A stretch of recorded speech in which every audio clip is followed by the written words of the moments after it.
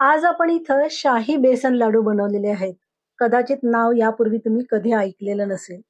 एक लाडू मी तुम्हाला इथं फोडून दाखवत आहे आणि त्याचं टेक्स्चर तुम्ही बघू शकता.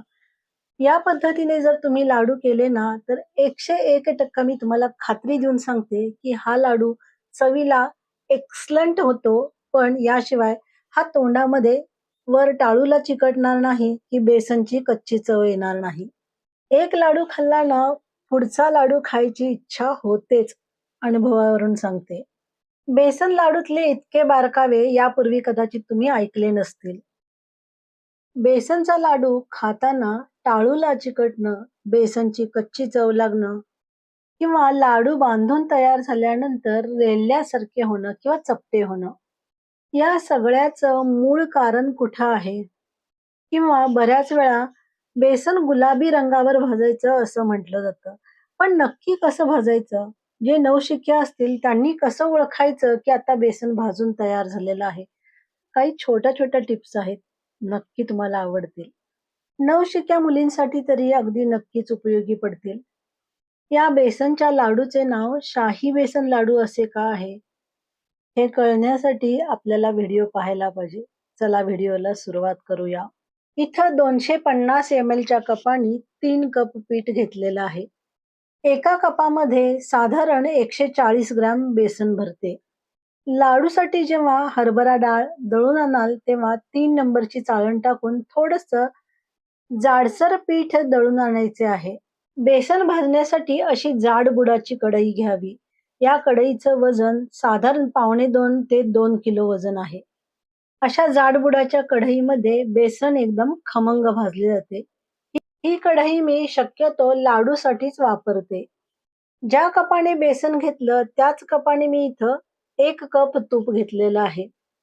तुम्ही जेव्हा तूप मोजून घ्याल तेव्हा तूप मेल्ट करून घ्या. दिलेलं प्रमाण हे गॅरंटेड आहे. डाळीचं पीठ हे आधी भाजलेलं नाही, डाळ ही भाजलेली नाही आणि पीठ सुद्धा भाजलेलं नाही. जसं गिरणीतून दळून आणलेलं आहे तेच डाळीचं पीठ आहे आणि ते आपल्याला डायरेक्ट इथं तुपामध्ये घालायचं आहे. आता डायरेक्ट तुपामध्ये का घालायचं? तर त्याचं एक महत्त्वाचं कारण तुम्हाला सांगते. जेव्हा बेसन सुरुवातीपासूनच तुपामध्ये भाजले जाते ना, तेव्हा तुपामध्ये तुपाच्या गरमीने बेसनचा कण आणि कण फुलून येतो. म्हणजे अक्षरशः तो तळून निघतो. असं बेसन भाजल्यामुळे ना, जेव्हा तुम्ही लाडू याचे बनवता ना, त्यावेळी या लाडूची चव नेहमीच्या लाडूपेक्षा एक स्टेप जास्त छान चव लागते. बेसन भाजताना पिठाच्या गाठी होतात. त्या मधून-मधून असं मॅशरने मोडून घ्याव्यात. एकदा उलटणे, एकदा मॅशर असं करत-करत आपल्याला पूर्ण बेसन भाजून घ्यायचं आहे. आता दुसरी एक महत्त्वाची गोष्ट. बेसन भाजताना गॅसची फ्लेम ही एकदम स्लो ठेवावी. पाईपलाईनचा गॅस असेल तर वरच्या बाजूने इथून गॅसचा स्पीड हा कमी करावा आणि गॅसची फ्लेम सुद्धा इथे एकदम मी स्लो ठेवलेली आहे. अजून एक गोष्ट सांगू का? माझं आजपर्यंत कधीही 15 ते 20 मिनिटात बेसन कधीच भाजून झालं नाही. मला बेसन भाजायला किमान पाऊण ते 1 तास लागतो. पण या पद्धतीने जर तुम्ही बेसन भाजलात ना, तर लाडू एकदम क्लास होतो. बेसन शेजारच्या शेगडीवर भाजण्याचं काम चालू आहे. आता बेसनच्या लाडूला काजू बदाम घालतात का? पण मी सांगू का? पण एकदा तुम्ही या पद्धतीने लाडू करून पहा. तुम्हाला आवडणार याची 101% खात्री. इथं छोट्या कढईमध्ये मी 2 टेबलस्पून तूप घातलेलं आहे आणि त्याच्यामध्ये काजू आणि बदाम तळून घेणार आहे. आता काही महत्त्वाच्या गोष्टी ते तळणं चालू आहे तोपर्यंत आपण 3 कप बेसनसाठी 1 कप तूप घेतलेलं आहे. हे प्रमाण आपल्याला फक्त बेसन भाजण्यासाठी लागणार आहे. आता जे काजू बदाम तळण्यासाठी जे तूप वापरलेलं आहे ते आपल्याला एक्स्ट्रा वापरायचं आहे. नसेल काजू बदाम वापरायचं तर 1 कप पूर्ण तूप आपल्याला बेसन भाजण्यासाठीच वापरायचं आहे. थोडं उलटणं, थोडं मॅशर, थोडं उलटणं, थोडं मॅशर असं करतच आपल्याला बेसन भाजायचं आहे. यामध्ये घातलेल्या तुपामुळेच बेसनचा एकन कण आणि कण फुलून तळून होणार आहे, तुपात तळून होणार आहे. त्यामुळं या लाडूची चव एकदम बेस्ट होणार आहे. काजू बदाम सोबत मी 2 टेबलस्पून होईल इतका डिंक सुद्धा तळून घेतलेला आहे. तो व्हिडिओ माझ्याकडून चुकून स्किप झालेला आहे. आता तुम्ही बघू शकत असाल की तूप सुटायला लागलेलं आहे. बेसन भाजून व्हायला लागले की तूप रिलीज होते. मी गॅसची फ्लेम कुठेही वाढवलेली नाही. आता एक प्रश्न असा, बेसन भाजून झालेलं आहे हे कसं ओळखायचं? आई, मावशी अशा सांगायच्या, की तूप रिलीज झालं, की बेसन भाजलेलं आहे असं समजायचं किंवा गुलाबी रंग यायला लागला, ब्राउनिश रंग झाला, की बेसन भाजलेलं आहे असं समजायचं. पण आज मी तुम्हाला एक खूण सांगणार आहे किंवा एक ट्रिक सांगणार आहे, ज्याच्यामुळे इथून पुढं तुमचा कधीही लाडू मधला बेसन कच्चं राहिलेलं आहे, लाडू टाळूला चिकटतोय, बेसन लाडूची कच्ची चव येते असं कधीच होणार नाही. बेसन भाजत आले, की बेसनला अशी जाळी पडायला लागते. जसं तुम्हाला आता स्क्रीनवर दिसत आहे तसं. आणि दुसरी गोष्ट, थोडंसं बेसन असं प्लेटवर काढून घ्यायचं, जसं मी आता तुम्हाला दाखवते. थोडंसं गार होऊ द्यायचं आणि ती पूर्ण बेसनची गोळी खाऊन बघायची. बेसनची गोळी खाताना तुम्हाला जाणवेल, की बेसन कच्चे राहिलेले आहे, की भाजलेले आहे. तोंडात खमंग लागेल किंवा कच्ची बेसनची चव लागेल. जरी नियमानुसार बेसनला जाळी पडलेली दिसत असेल किंवा भाजलेलं दिसत असेल, तरी बेसन खाताना अजून कच्चं लागत आहे. त्यामुळं हे बेसन आपल्याला अजून थोडं भाजायला पाहिजे.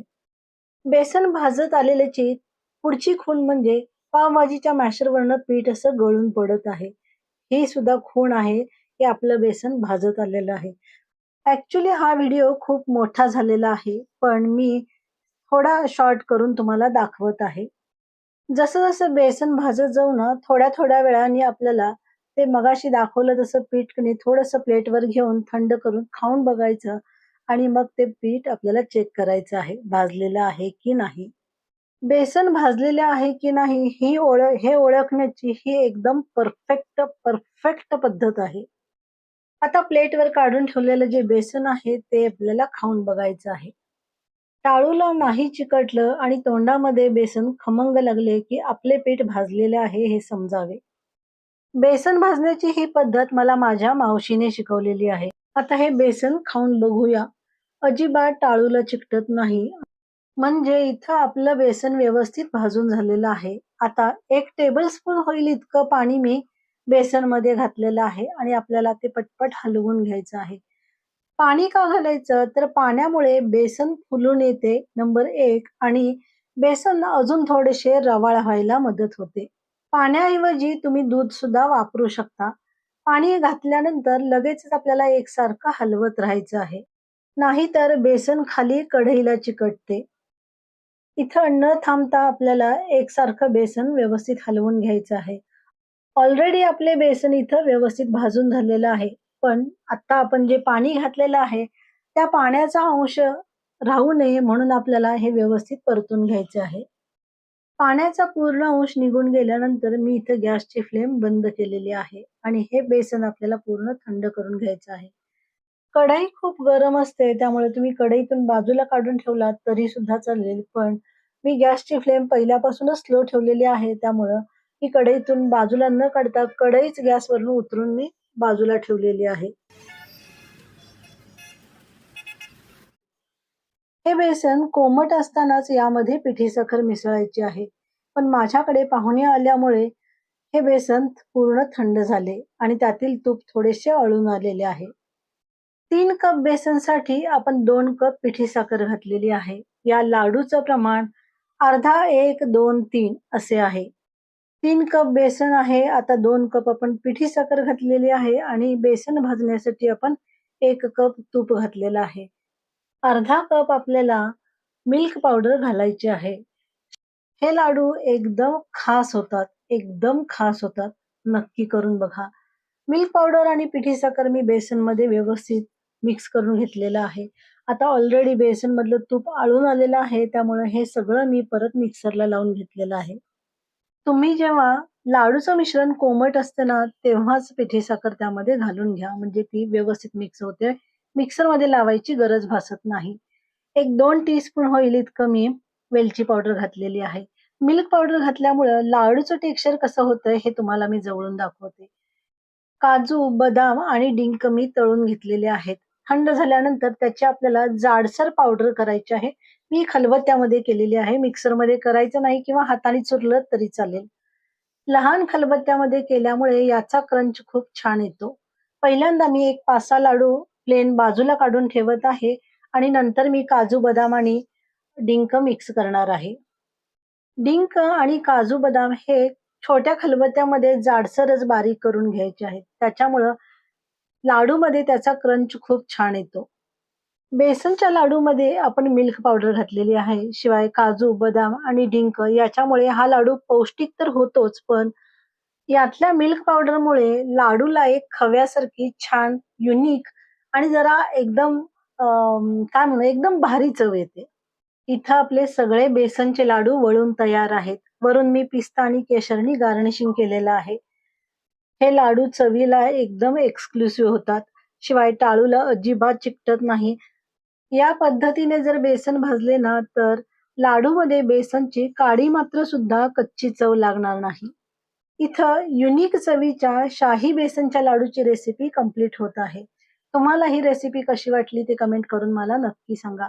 परत लवकरच भेटूया दिवाळी फराळाच्या अशाच एका हमखास रेसिपी सोबत. तोपर्यंत धन्यवाद.